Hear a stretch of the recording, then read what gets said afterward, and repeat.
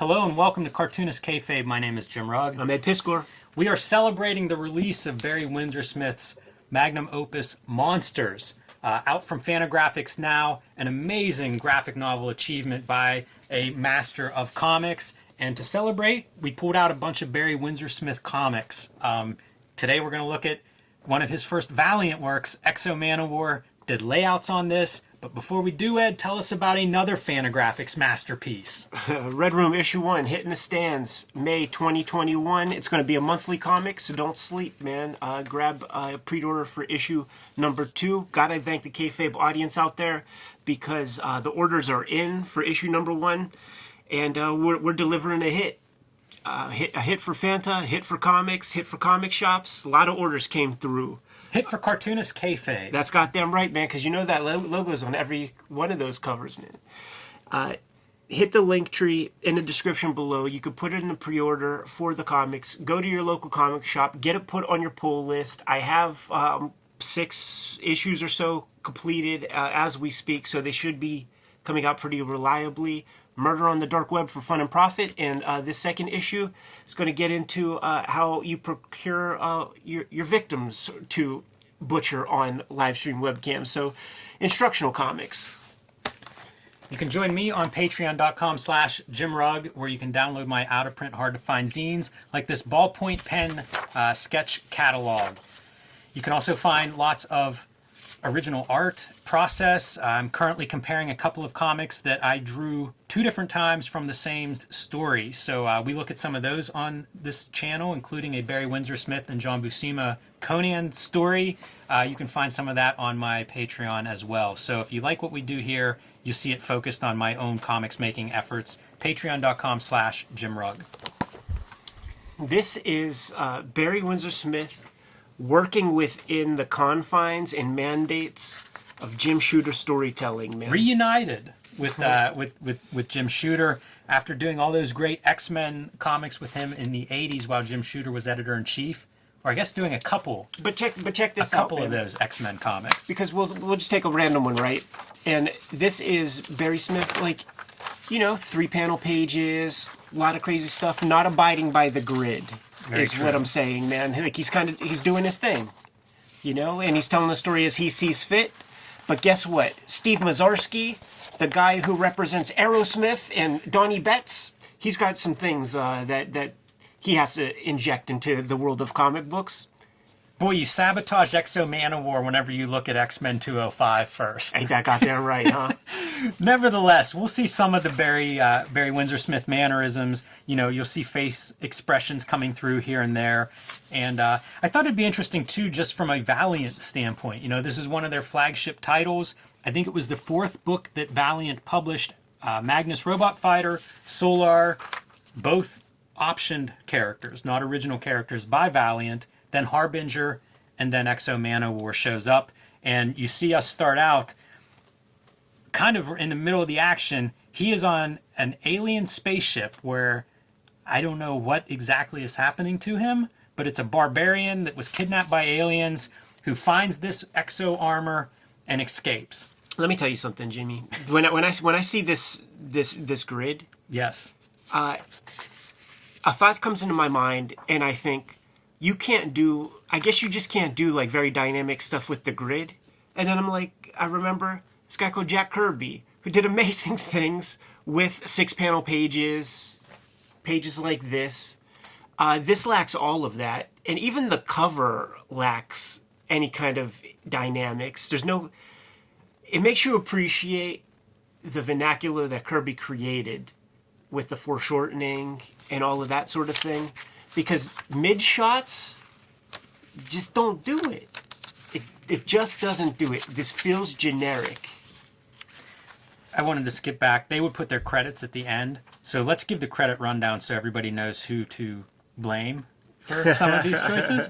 Writer Jim Shooter and Steve Englehart. Layouts Barry Windsor Smith. Finished art Bob Layton and John Holdridge. Not familiar with his name. Jorge Gonzalez, colorist. Jade, letterer. But interesting because Jim Shooter is co-writing this one. I think he writes most of the early Valiant books, but co-writing here with Steve Englehart. Layouts, I have no idea what that means because you look at a panel like this and that doesn't feel like Barry Windsor Smith to Not me. at all. You know, it's pretty basic stuff. Like, it almost feels like this would be a Jim Shooter layout or something. We've seen comics that he drew for Marvel as like a demonstration of, you know, Marvel storytelling that he thought he wanted his artist to kind of achieve. A lot of this feels that way. So I wonder if this is part Barry Windsor Smith layouts and maybe part Jim Shooter or somebody else. Yeah, because you could see the BWS like in these Yeah. faces and stuff.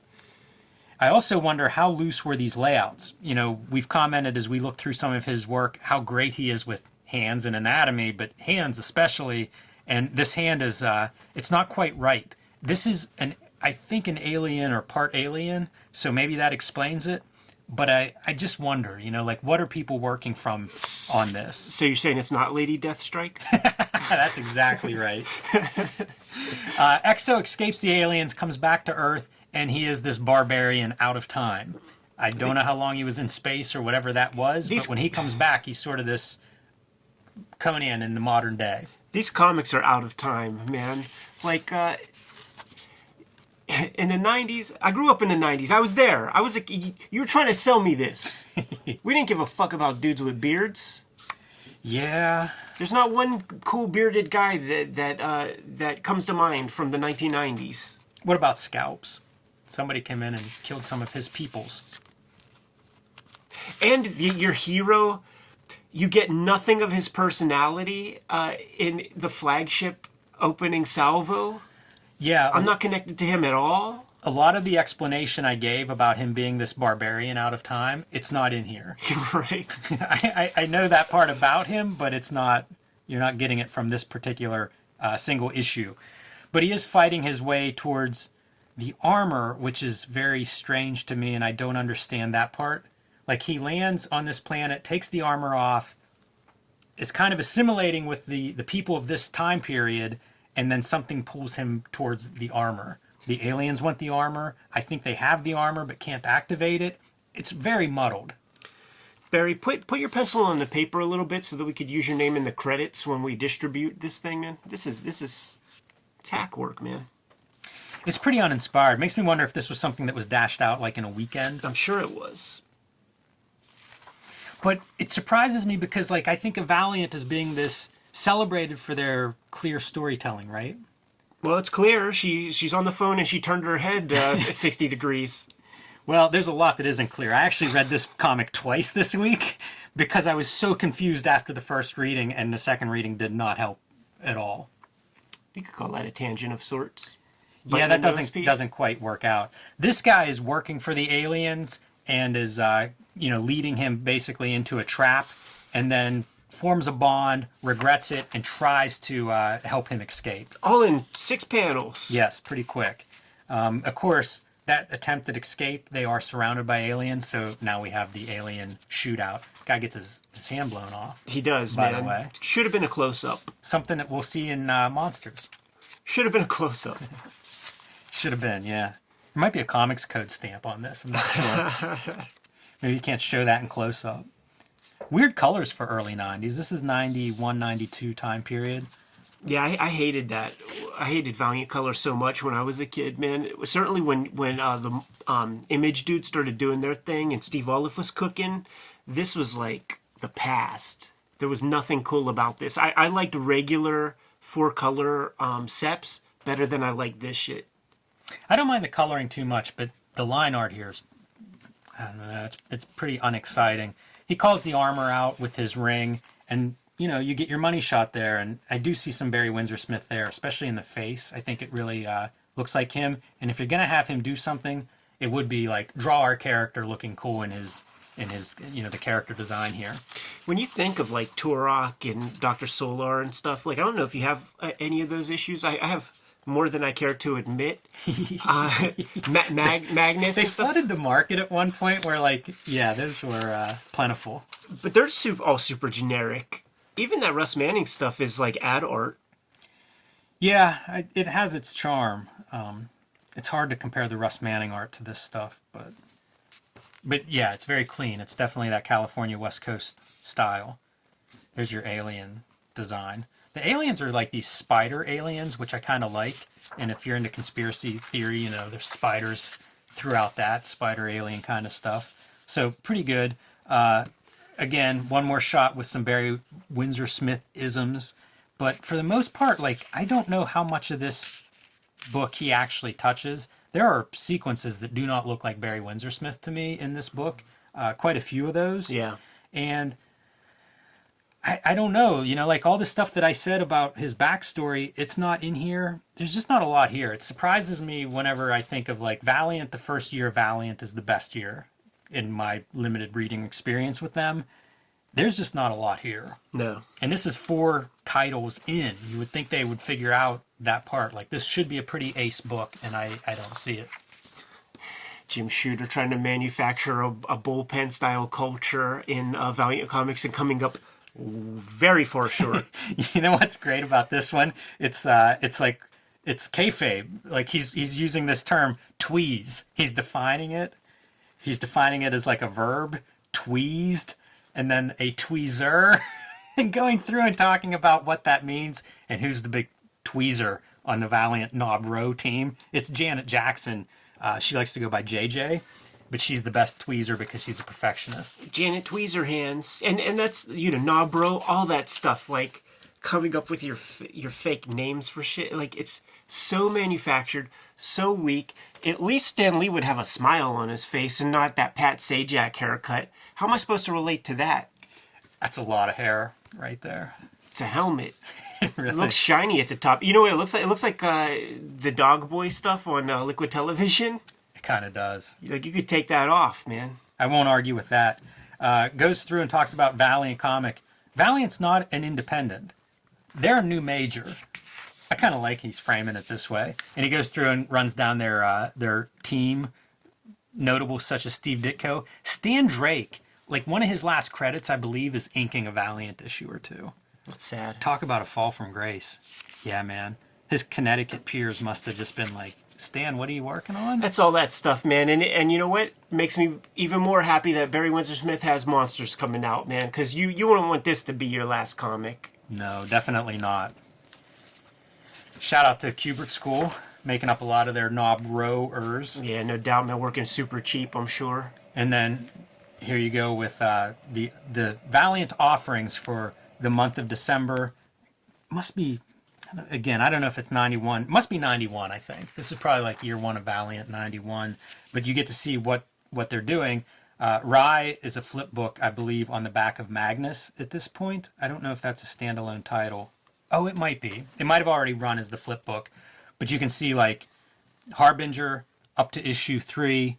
We looked at this on another video. EXO number 2 will be coming out. Magnus 10 and Solar 7 to give you an idea of where they're at in their universe building.